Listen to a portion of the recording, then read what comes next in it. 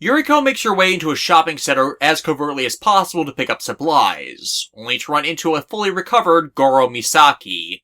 She causes a scene to try and get away, but Goro's just that good that she doesn't succeed, blindly stepping straight up to Mariko, who sees her clearly for the first time, and who can't deny that that's her sister.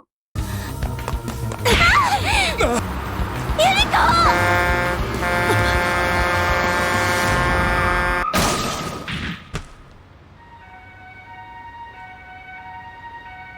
病院で確認しました。即死です。 Well, so much for that antagonist.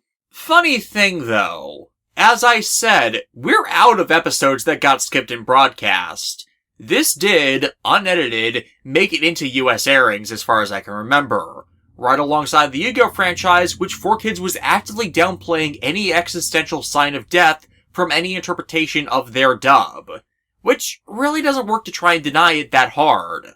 It actually contrasts this show as being far better dubbed by comparison as the nonsense rapidly declined as it went along, and was non-existent at this point. As Yuriko being dead before and dying here again, that was directly being addressed. As the Yuriko Mariko knew, died in a plane crash when they were kids 15 years ago, which she and her mother only just missed being on because Mariko fell ill and had to stay behind while Yuriko went on with their dad to never be seen again. Or so she thought. The plane they were in having been hit by a falling meteor out of the blue, and the remains and black box having shown the entire vessel having been torn apart, with them never finding several of the bodies. This whole series of events, of seeing the face of who could only be her sister, has been festering in the back of Mariko's head all season long at the possibility, could it have been true that she lived?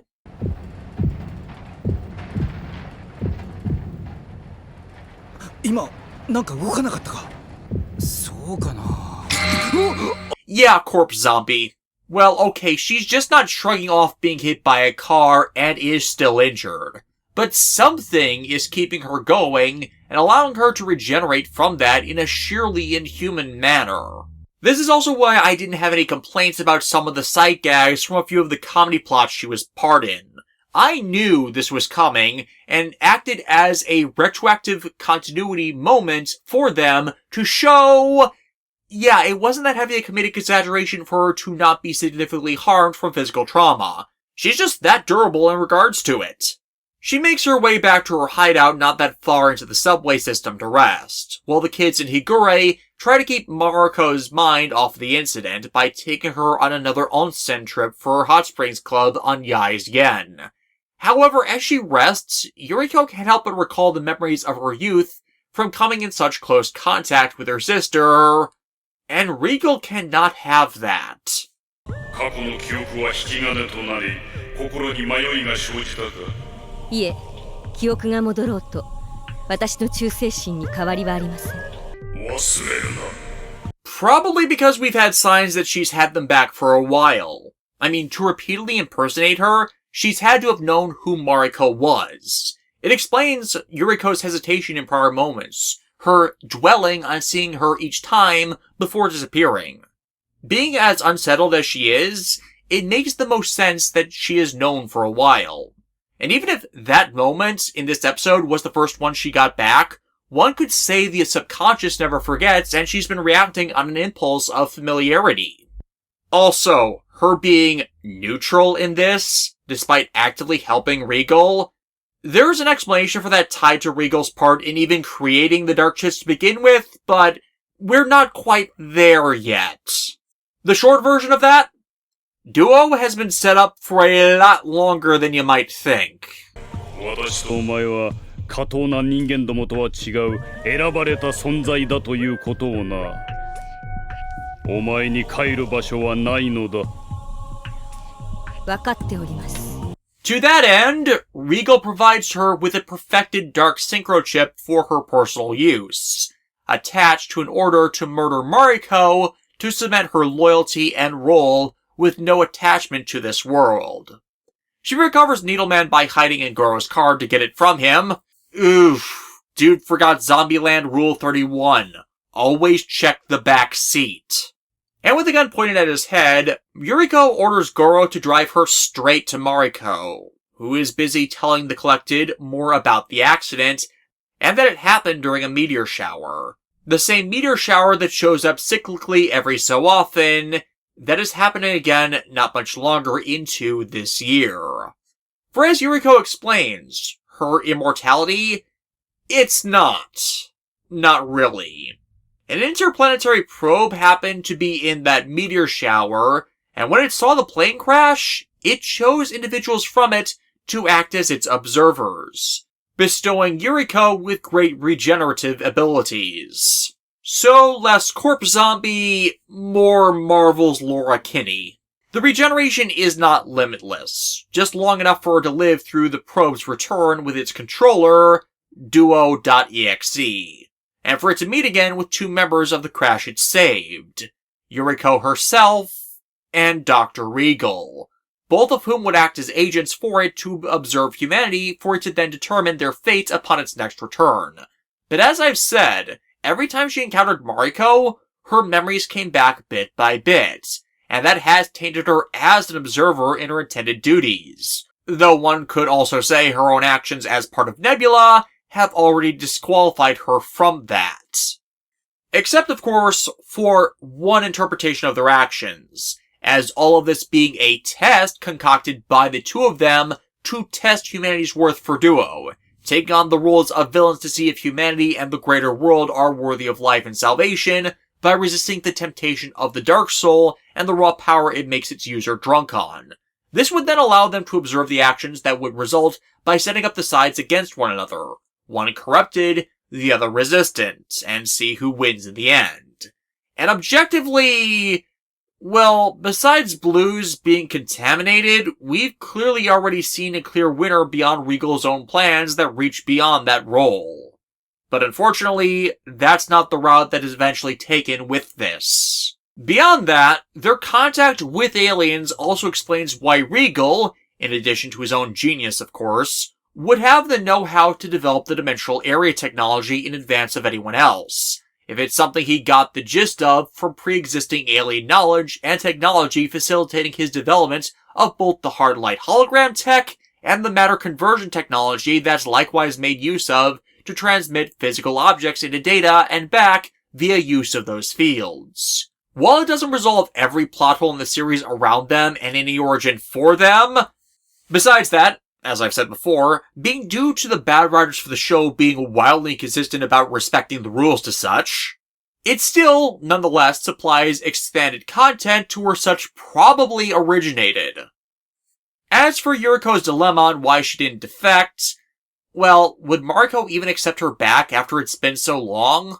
No. Best to leave the connection as dead as she can, lest it hurt either of them or be used against them, as it is being now. My personal interpretation of how she's acting is she didn't want this, and was trying her best to cover up that fact that she does still care, simply so it wouldn't result in Regal ordering her to kill Mariko. But now he has, and this is her confession of what she's done, of what Regal's doing, and what Wily did. Oh, yeah, I forgot to mention that part, what with Regal being Wily's biological son in the games. Anime version? Wily's the one Yuriko and Regal ended up with after Duo revived them.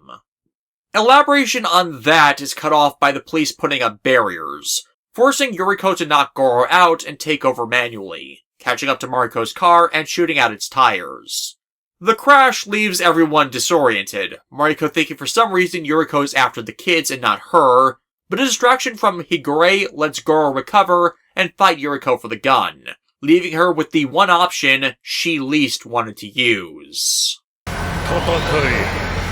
お前は私には運命には逆らえんのだ。ダークシンクロッチスロットインクロスフュージョン。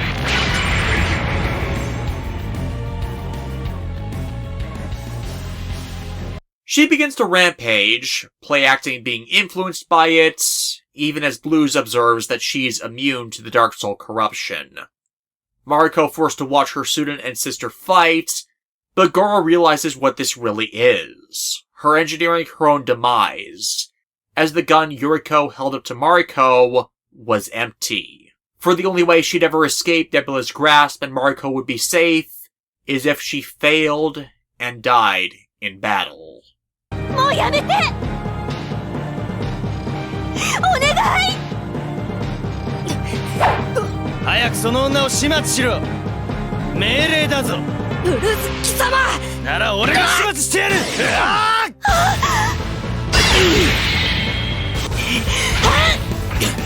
お前に帰る場所はない裏切り者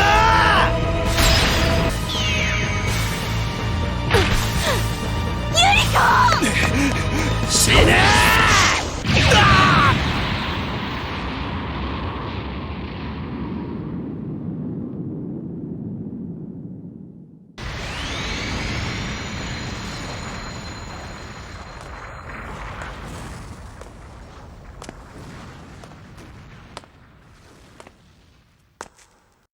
Suffice it to say, Mariko's had a day. The wrap-up. We have a Lazarus of the Week for Yuriko Ozono. We have heel face turn, also for Yuriko deciding to save her sister from the order to assassinate her, even at the purported cost of herself. We have final appearance upgrade for Yuriko gaining cross-fusion. And we have past the moral event horizon, to Dark Blues actually killing someone. Or at least, appearing to. Yeah, spoilers for those who never got to stream, Yuriko and Goro are not dead. Her regeneration kicked in again to save her life, and she dragged Goro to safety with her. Though as far as any of the cast know, she was treated as dead before she came back. I did see the episode where they reconciled more recently just to check the details, and at no point does the knowledge of what's done later negatively influence this episode. And that's because this entire story is one big morality play with its tension centered on one question that is being asked throughout it. What will Yuriko decide to do? Play slave to a master gone mad? Or are the positive bonds forged in blood thicker than the chains of a slaved fate? And in the end, Yuriko answers that even if her choice leads to her death. And that is how she dies free. That she survives merely makes so that her following actions are part of a longer redemption arc in penance for the part she played in this season. But in the short term, Blues' actions have now made him the largest stumbling block to resolving the Nebula case, so it's time to finally put focus on addressing him in this saga. Unfortunately, the writer tapped to doing so. Sekijima. Prepare for shenanigans.